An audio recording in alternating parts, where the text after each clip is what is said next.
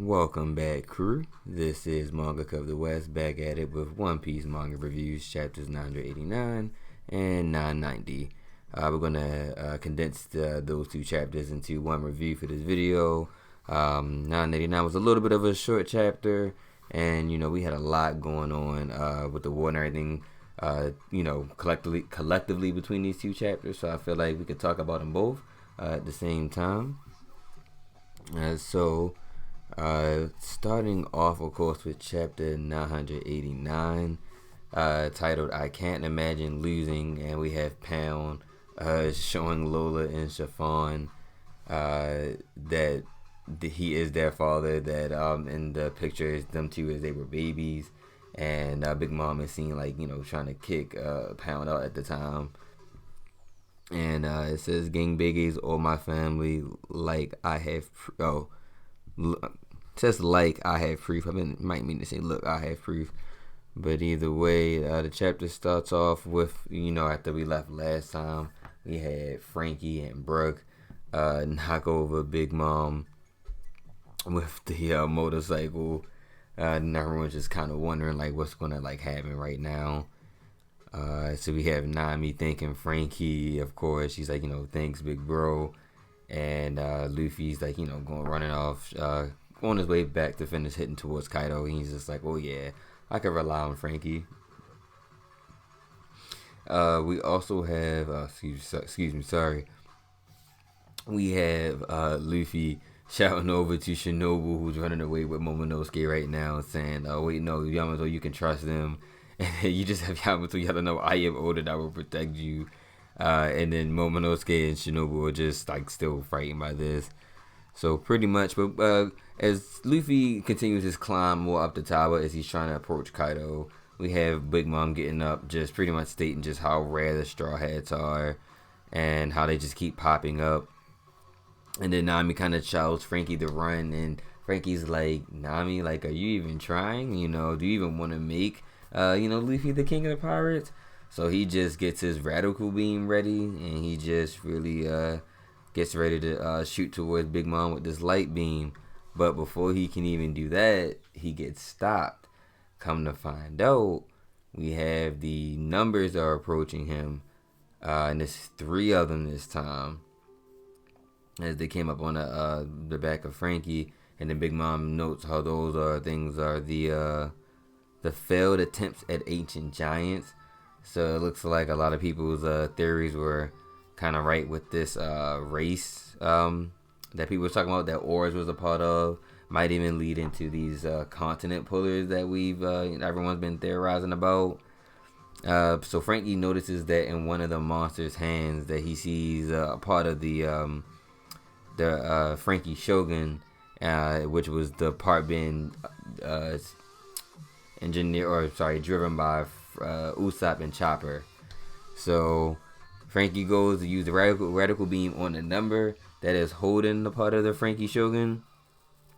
And then Big Mom comes up with Napoleon.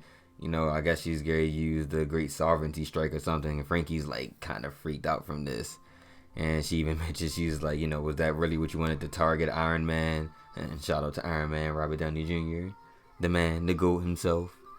But then Jinbei comes up, of course, with this new art that we have not seen yet, named Fishman Judo, which probably was definitely an addition after the time skip.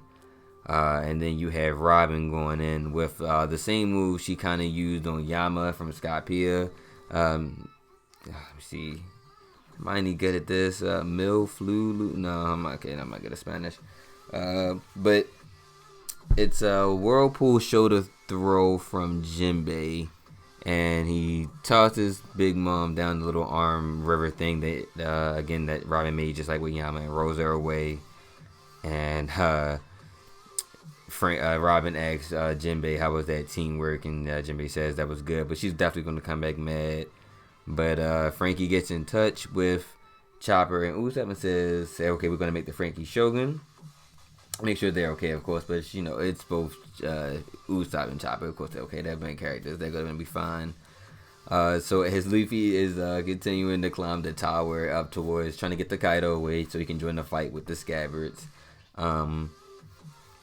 It seems that he passes Queen, and Zoro just pops up. As we all know, that his sense of direction always allows him to pop up in these areas randomly. Um, and then it seems like he's going, he says, where you going to Kaido? And Zoro's just like, I'll go with you. And then Queen's just like, oh, no, wait, where are you going? Wait, hold on. So as Luffy uses Gum Gum Rocket, goes and jets up towards the hole where Kaido is, we have Queen going towards full Dino Zone form, the Dino Zone with the long neck, and like kind of very accurately like catches Zoro and Luffy right in his mouth, and just kind of reiterates that that they're not going anywhere, throws them back down, and then they take note to realize that that even the skies near where the hole is, where Kaido is being guarded by King, where he's flying, and a bunch of other like winged creatures have look like some of them are like maybe some angels or harpies, or I don't know, it's like some different animals, but I'm pretty sure we're gonna find out who they are eventually. It's gonna be a lot of air battles. Maybe definitely, hopefully with Sanji, and maybe it'll be his time to shine. We do normally know due to his skywalk, he's able to, fight in the air like a lot easily. I believe out of all the Straw Hats, Robin can fly with those wings, but Zoro can jump. I mean, Luffy can kind of fly with Gear 5th. And yeah, that's pretty much about it. So in terms of aerial combat, I think Sanji has the biggest advantage there. And then moving on. Okay, yeah, we have Higuro, kind of where the title kind of the chapter kind of comes from, that Higuro kind of takes note to kind of state that regardless of how the battle's going on right now, they kind of can't imagine losing, kind of based on where they are, because we of course end this chapter with a big cover spread of all the Straw Hats, which is a very big moment. We haven't gotten this since so long, since about I think almost Fishman Island was like almost the last time we've had something. All the Straw Hats been included, including Jinbei. Finally, we've been waiting for this. Can't wait for either Yamato or Carrot to be joining this, but I'm not gonna lie, I'm more of hashtag Team Yamato for Straw Hat. I think she just make a better addition to the crew.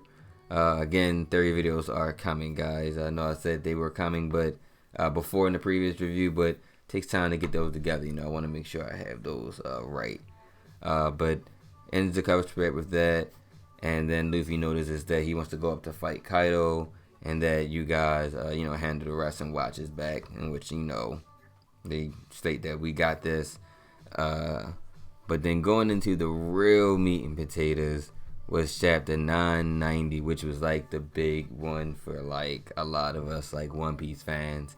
Titled Army of One, diving right in, and it's a funny cover page for this as well, because you see Lola and Chiffon again from Pound showing the picture. He's actually like letting him back onto the boat.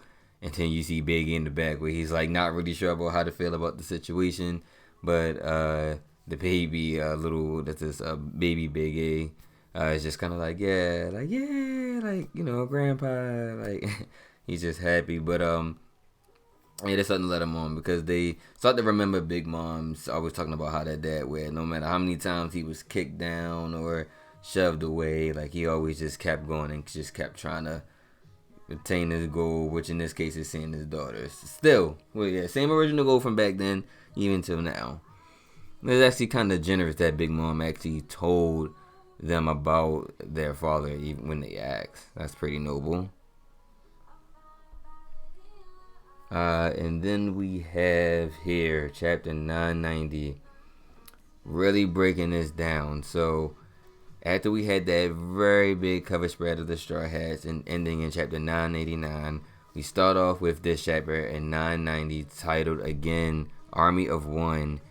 We have Sasaki being freed from the tree that he was tied up to from Denjiro, that after Big Mom's Yukaku sovereignty attack, went through Onigashima, went through all those walls and literally like destroyed mostly the entire part of the tree. So it freed Sasaki, and he just mentions that okay, like he was Dendro was actually Kosher was actually one of Odin's vassals, one of his retainers. So I don't really care much about Wano's history, but he's definitely going to pay the price for betraying me.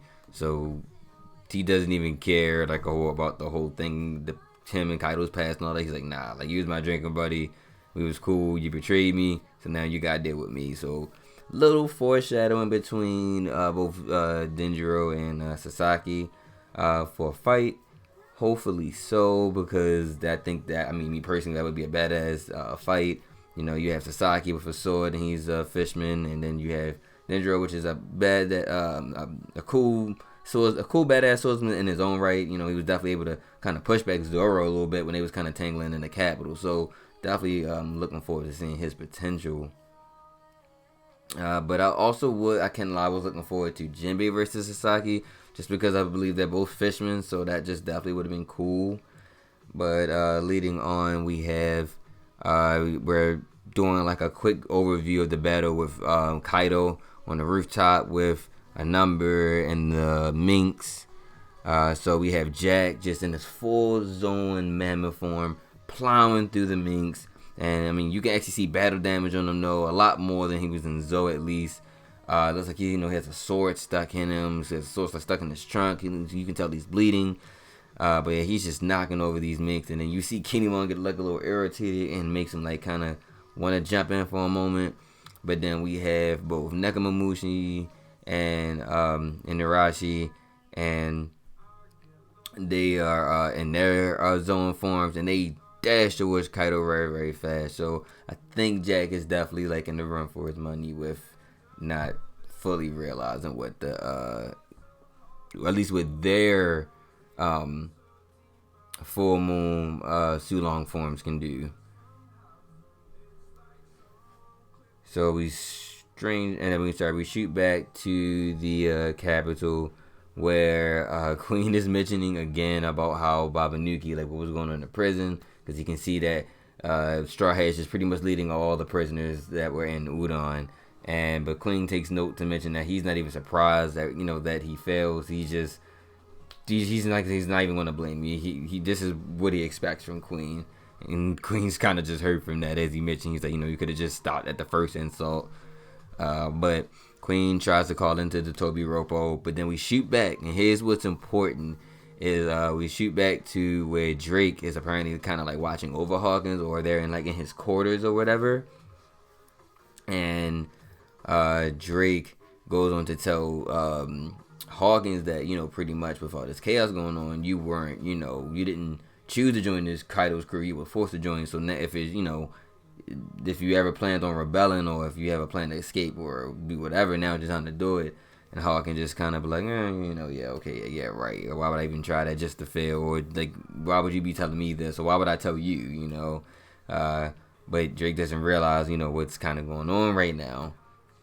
And Hawkins is going through his tarot cards, and he takes the moment to mention that, hey, that man has an only 1% chance of survival. Well, I'm sorry, no, I jumped ahead. I'm sorry, let's loop back for a second. When Drake was talking to Hawkins, he tries to tell him about trying to leave, but that's when Hawkins tries to laugh it off, like, nah, why would I even try that? Again, why would I tell you? And then he does go into, Hawkins going into his tarot card. He's talking about how a certain man will only survive until tomorrow. There's been a lot of theory and speculation on what that certain man is, but I highly think that's going to be that. At least I implied he was talking about Luffy at the time, even though I know he did give his tarot reading earlier. But I felt like who else would he be talking about? But we'll kind of get into more at the end of the chapter, at least of 990, of who maybe he's talking about. But before the conversation continues, before Drake and Hawkins, Drake finally actually takes the time to answer King's call. So King is just going over that, hey, we have these 3,000 people, 5,000 intruders in the feast for 30,000. It's the biggest disaster. He's talking to all the Toby Roppo. He says the infighting has to stop. We have to take care of the moment at hand. We don't want to weaken our own forces. You have Pei and I can't forget I forget his sister's name. Pei and Alti. Yeah, Pei and Alti.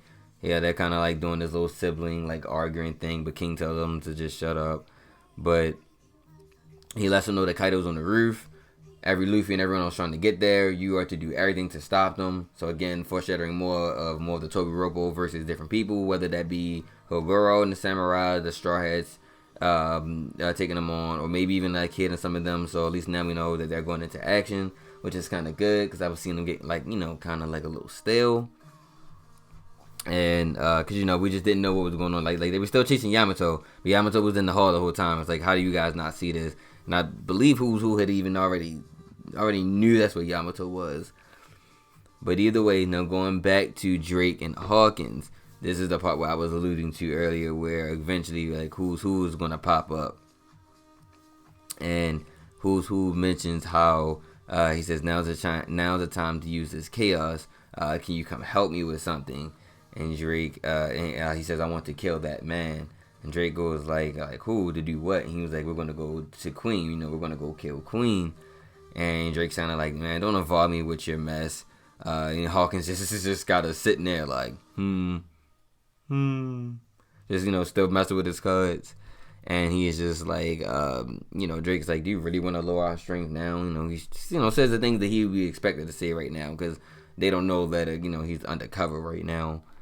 And pretty much we snap back to the battle, and then we see the samurai and everything trying to advance, and then you have some of the ninja pretty much attacking the Straw Hat forces and their alliance and the samurai trying to push them back. But then you have the leader of the ninja, that little ninja group, Raizo's rival, what's his name? Fukuko. The guy with the real long head. I'm just gonna call him Tall Head for now. Can't remember his name with those, the cool sunglasses and everything. But the samurai, the other lead samurai dude, kind of noticed him just kind of bopping off, and I think this is alluding to him going to go do something with Orochi. Which that's why I was like, okay, so now the gears are kind of grinding back, because I was like, Orochi's been kind of left alone for too long, and as everyone has been speculating and thinking, excuse me, I don't really think that Orochi is out of the picture quite yet. I think he's still definitely going to be here for some time. So the samurai take notice to mention that we got to get these numbers out the way. So they start trying to just hack at like the little like tendons like on the leg and where the ankle is and stuff, and tries to tell the Straw Hats to conserve their strength. But then the number just notices that it's just like something like nipping at his ankle, and takes his giant massive club and is about to swing it down where the samurai are. So of course they start freaking out. And then you have my man Zoro jump up, slices that whole gigantic club in half, and everyone just screams like Zoro. And then Luffy's like, don't push it, that thing's a monster, it's okay to ask for help. So as the giant club is just kind of falling, Jinbei just gotta reaches out his hand, just as if it was like a football, and then just kind of catches it. He's like, that was a close one. And then the samurai just are all shocked because of course they don't see these superhuman strength feats like often. So you have Luffy running up, and then this is where we get back like some power scaling for the Straw Hats, the main characters themselves, as Luffy takes a moment to mention that back when they fought Oars, it took all of them as a crew collectively to take him down. But now how things are different, to how individually they could take out someone of that size by themselves.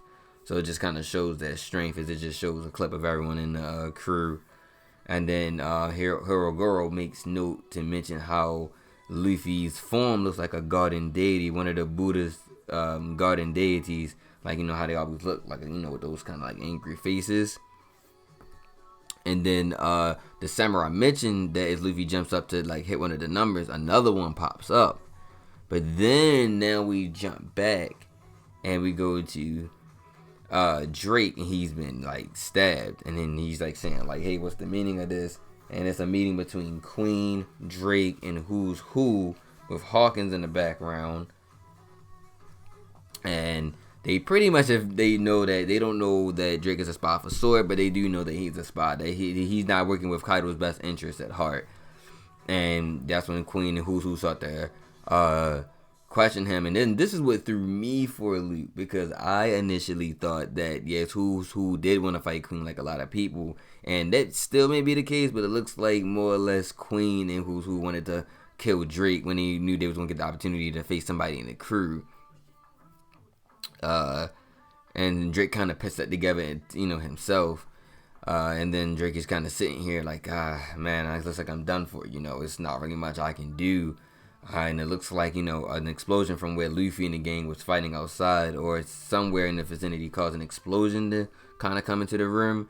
Drake takes that as an opportunity, uses it as a chance to escape, jumps off the building because he knows he's very high up, just to come down. And he's thinking, like, he's panicking, like, oh, what should I do? Where should I go? I'm like a one-man team here. Like, I don't have any allies. Which, that's kind of questions me, because I'm wondering, well, what happened to his crew? Like, they may not be there, but, they're not, like, in the vicinity where he can call them, where at least he can have, like, some type of backup.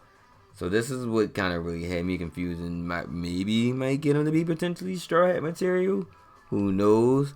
But we see one of his moves, named X, and it's named Excalibur, which is a name kind of definitely fitting for Drake, because X Drake, even though the X stands for it's Diaz and everything, but X Drake does just sound hard, and with the goes with the whole 10 theme with him. But he hits one of the other numbers that Luffy didn't hit, because one gets hit with a con gun, the other gets hit with Drake's Excalibur on the head, and then everyone's like kind of shocked as they both go down. And Drake thinks back to one of the times that Kobe was just kind of fanboying over Luffy and just saying, like, trust me, he's amazing. Like, if you have anyone that you need to have leave, if you need any hope or you need someone to lean on, pretty much, that you can lean on Luffy. So he remembers it. And then this chapter ends with pretty much X Drake asking to be on Luffy's side, not to join his crew immediately right now, but to just join his side of the alliance to fight with him, which was another big jaw dropper. Like, Oda, my guy, you did it again. But nonetheless, chapter ended in a very big way. I was definitely shocked. I did not see this coming at all. Definitely. Even, from 989 and 990, I would say, but definitely both chapters are 10 out of 10. And even the transition between the two is a 10 out of 10. Very dope story. Thank you for making it through this review with me. I'm just very starstruck from these two chapters, guys. Definitely got a lot going on. The war is definitely moving fast. Maybe Oda really is going to be ending the story soon, like he said, within the 5 years that he discussed in a recent interview. But I'm definitely glad Drake is joining. We get to see a lot more out of him, a lot more visibility as another supernova. But also, I wouldn't mind, Drake even being a Straw Hat, but we'll see where this goes. But thank you again, guys, for tuning in. This has been Manga of the West, and I hope you have a great day. Peace.